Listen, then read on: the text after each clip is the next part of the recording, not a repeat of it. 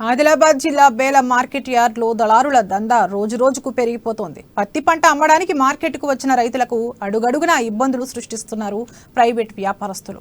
తాము ఏర్పాటు చేసిన కాంటాలోని తూకం వేస్తే పత్తిని కొనుగోలు చేస్తామని, మార్కెట్ కాంటాతో తూకం చేసినట్లయితే కొనుగోలు చేయబోమని దోపిడీకి పాల్పడుతున్నారు.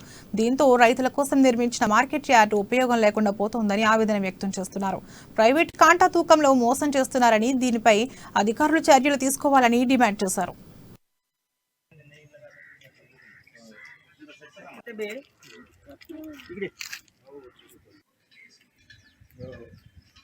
నుంచి ఇవాళ పత్తి కట్టుకొచ్చిన బేలా మార్కెట్ అయితే ఇల్లు మార్కెట్ కాటా చేయక ప్రైవేట్ జిన్నింగ్ లో కాటా చేస్తామని అంటున్నారు. పత్తి తీసుకోరంట. సేపు అవుతున్నది బండి వచ్చి ఈడ కాటా చేయక ప్రైవేట్ జిన్నింగ్ లో కాటా చేస్తారంట. ఈ కాటాలు ఏమైనా మోసం ఉందేమో అని మాకు అనిపిస్తున్నది.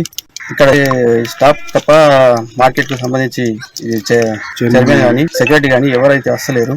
పై అధికారులు దీనిపై చర్యలు తీసుకోవాలి.